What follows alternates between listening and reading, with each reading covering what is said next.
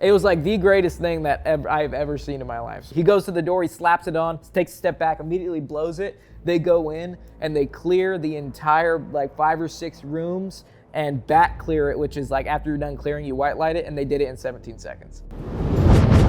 Let's get it! Welcome to Shift Fire, the exploration and appreciation of all things military culture. It's good to be back, folks. Today we are going to do an episode called Interrogating Cam and Israel. You have given us questions. We are going to give you answers, or we're just going to ignore you. Let's go. All right, Izzy, first question. Do it. Now, all our apologies, we don't have names for these, but we will in the future, so just bear with us. You'll know who you are. You'll know who you are. If you ask this question, you're probably the person that asked this question. What was your favorite cadence during training? Was there one that really impacted you? And do you still use that cadence in your life for motivation or anything? I can hear the choppers coming. They're coming overhead. They come to bring the wounded. They come to bring the dead. Rangers have the best cadence. They do. And let me tell you, I don't use cadence. Cadence is dumb. Cadence is a big army thing. When we say big army, folks, we mean like Non-special operations forces. The only time I did cadence was in airborne school, but that was a joke of a school. I will say it is fun to do if you have like someone that's really good at it. it all depends on the drill sergeant. You know, we had one drill sergeant, like, he had no rhythm. The worst part about the military is literally walking in formation. Any drill and ceremony is the worst part about the military. It's useless to me. It does not build fighting soldiers. It builds robots who think they're good at something because they can step in rhythm.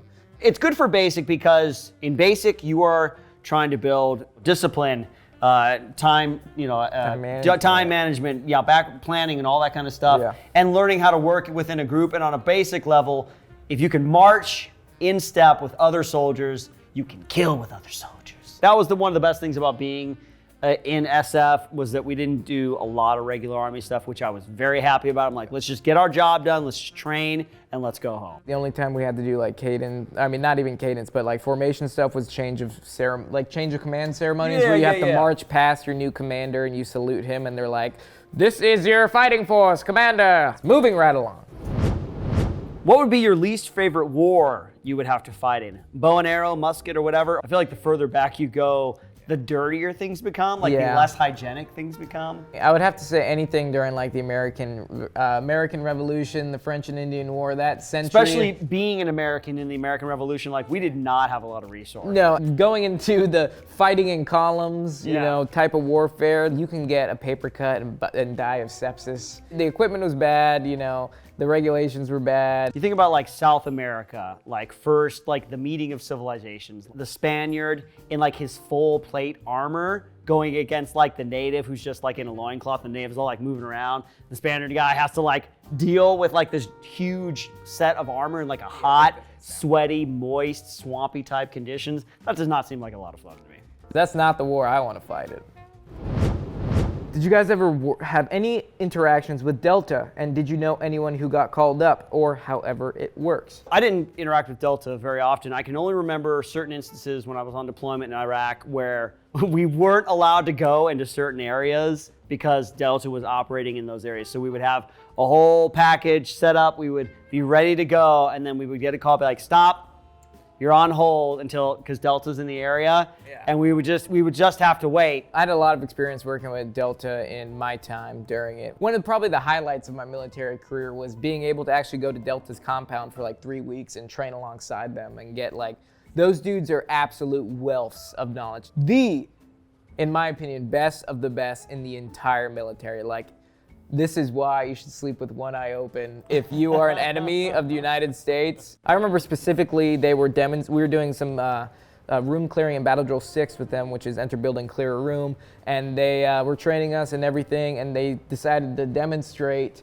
their hostage rescue scenario. Everybody is just like laser beam focused, like there was no thought process behind it. It was just muscle memory. He goes to the door, he slaps it on, takes a step back, immediately blows it. They go in and they clear the entire like 5 or 6 rooms and back clear it, which is like after you're done clearing, you white light it, and they did it in 17 seconds. It was like the greatest thing that I've ever seen in my life. Is there any foreign weapon system you guys wish you could have gone on or that you would have liked to have used? Interesting. I wasn't like a big gun guy. I had never shot a weapon before I went into the military, and I became obviously very familiar with my M4. Like I got to shoot some AT4s and things like that, and I was always happy when I got on the 50 cal and stuff. Now I'm doing a lot more learning, and I'll shoot anything. I had a lot of exposure to get different types of weapon systems. In my opinion, we had the best equipment that we could have gotten our hands on at the time. So I was perfectly happy with like my SCAR. I was perfectly happy with my Mark 18. I was perfectly happy with like our Goose team, my 240 Lima. I mean, I got a little experience to like a Dishka when I was deployed. Like we had one Dishka with us, just that the SDF had, and like I didn't get to shoot it, but it looked very interesting. So I didn't get a lot of exposure to like the kind of Soviet origin, like AK platforms. I have a greater respect and a desire to learn more about the AK platform, because just seeing the kits he's worked on, just seeing what a sturdy weapon system is, I'd like to get more AK time. Yeah, it's foolproof, man. Moving along. Can SOF operators buy their own equipment? If so, what did you buy? So I was in and around from about 2005 to 2010 time period. There was a little bit of freedom that we had, mostly I think in terms of like kit layout, like pouches and things like that. I carried a personal knife. Not in terms of like weapons. I actually had a lot of freedom. All my kit was like personally designed. As long as I was able to fit the equipment that I needed to. In regiment, I mean, it was obviously thinking of things like chest rigs and plate carriers and helmets. I wouldn't even want to buy mine because they're literally giving us like Cry and OpsCore, like the best of the best equipment you can get. I remember I got out in end of 2018, basically almost the beginning of 2019, and like dudes started rocking like the thinner molly belts, so like the ones that have the Velcro on the inside. Yes, the two belt system, which I've just been introduced to, and that's awesome. Weapon attachments, nothing crazy, just like foregrips. We could attach to our own gun, but nothing like scopes or optics, just because we had the best of the best, Like I ran an EOTech with the magnifier, ran an Elcan, I ran an aim point, like you name it. I had it on my gun at some point. Wow, man. Nice one. Good question. Good question. All right, I'm gonna pick the big chonky one. Here we go. Oh. What is your opinion on LARPing or milsim airsoft games played by people who've never served? Are you a veteran who thinks it's a form of stolen valor, or do you think just let them have some fun? Actually, we have some experience with this. Yeah, man. I think it's a really useful tool. It allows you to actually field test your equipment to see if it actually works. I mean, as far as just like actually testing your equipment to make sure, pouches are in the right spots, because you're actually using it, you're moving in it, you're laying in the prone, engaging. I think it's fantastic. If you haven't tried it, I recommend trying it out, because it will show you your weaknesses, because especially in Milsim West, it's like a 40-hour event, so you got to make sure your ruck is packed properly. You got to bring your own sustainment equipment, because there is no going back to the car. So like, I think it's a perfect opportunity to, test not only yourself, because they do a lot of rucks and movements and everything, but also testing your equipment and the tactics you've been practicing without, causing too much harm to yourself. I think it's a net positive for culture. I want to see young people interested in military and tactics and equipment and things like that, treating them respectfully, even if it's just an airsoft gun, treating it respectfully, knowing how to handle that. All right, moving right along here. Have you guys had any interaction with any intelligence force? Well, technically, all the time, because they give you all the information that you need to go and run a mission. Right. Well, I mean, in SF, we have what's called an 18 Foxtrot, which is our intelligence sergeant. Which is something you have to train up for even after you become a Green Beret. We did a lot of our own intelligence gathering, which means we had assets that would be handed off to us. We'd gather stuff like that. We'd have meetings, we'd have talks with people, and then we would use that to put together missions. Very important job. Yeah, so like in conventional military, you have things called S shops, and they all do different things. So like an S2 shop would be your intelligence shop. So those are the guys that are all focused on like getting maps and gathering intelligence on specific enemies, creating op orders to push out to, or at least gathering information to put in the op order, so when commander wants to do a mission, it's already there and briefed, and he can just assimilate that, and you can make a tentative plan utilizing that information. If you're in the military, even at the lowest level, you have worked with some sort of intelligence force. Right. I never had like a Jessica Chastain, Zero Dark 30 type situation where we would be doing a mission. There was like a CIA agent that would go with us. Yeah. That never happened, but we always interacted with the intelligence community within the military. Yeah, you're hand in hand there. Yeah. So Next, what's the best barracks memory you have?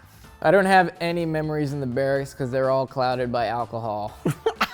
Yes. A lot of partying, a lot of rule breaking. There's a couple crazy things that happened. Like one time they tried to blame me because somebody got like drunk and walked over to our gate because you need a card to get on the Ranger compound because there's the little lifter gates. And someone got drunk on a weekend and like went over to it and just ripped it off.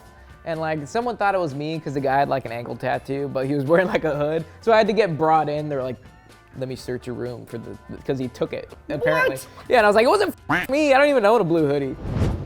What is your guy's best PR on bench? Currently at 85 pounds myself. Well, friend, bench more because that is not impressive. 85 Just pounds? kidding. Wait, how tall are you? Like 4'11"? Everybody's got to start somewhere. I remember in high school when I like just benched 135 for the first time, and I'm like, I'm so jacked, dude. Listen, man, keep trucking. You're probably gonna be surpass me. You're dancing around the question. Just answer the question. What? Like my body weight? I can bench press my body weight right now. The heaviest I've ever been in my life, because I'm 5'7", and the heaviest I've ever been was 183, which isn't that heavy, but I have benched 315 before. That's impressive, man. That's my max deadlift. That's like when I was lifting every day and just focusing on strength. I got pretty strong at one point. I was like, I benched 315, I deadlifted 475, and I could squat 405. That was like my Right on, man. strongest ever I've been. Now I'm at like 255. My friend, something to shoot for right there. Consistency is key. Keep benching. Last one, folks. Do you know of any soldiers who wrote war diaries / journals? Interesting. Interesting. I did. They're did? really funny, actually. Like day-to-day type stuff? In or like- Ranger School, I kept a daily journal. Wow. Because I was so bored. You can physically see my handwriting getting sloppy and just falling off the paper. And then the next log is like, as you can see, I was pretty tired yesterday. I was the fattest Ranger School student. Every journal I wrote was like, I'm so hungry, I would a Twixie bar, like a Twix bar right now. Dude, I was so hungry, they're bad. But I didn't write anything like overseas about like, you know, any poetic. Deep thoughts. Deep thoughts. The deepest my thoughts got was like, I'm hungry, I need to lift something, let's go help. I took more pictures and video than anything else, but it was weird because like when I was getting ready to do a mission, I wasn't thinking like, oh, I should document this experience. So most of my pictures are just us working out. I think it's a very cool thing to do because writing is such a skill. Actually, one of my biggest regrets that I even think about is not taking more pictures, not making TikToks, just taking nice photos, okay? Right. Just real cool pictures of your friends doing cool stuff, not doing TikTok dancing or, you know, seeing what Michael Myers can chase you through your barracks. Right? Now China has all your memories, folks. Exactly. Now China knows what the inside of that building layout looks like, and when they jump in and start clearing, right. they know exactly where to go. Well, folks, that's all the time we have for this episode of Interrogating Cam in Israel. We hope we filled your head with our thoughts. We are now inside you.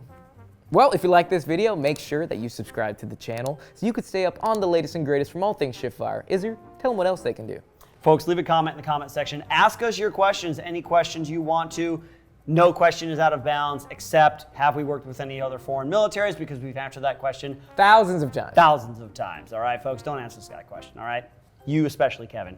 Get out of here. Yeah. We'll see you next time. I can hear the choppers coming. They're coming overhead. They come to bring the wounded. They Come to bring the dead. Cadence is dumb. If you can march in step with other soldiers, you can kill with other soldiers. The deepest my thoughts got was like, I'm hungry, I need to lift something, let's go help.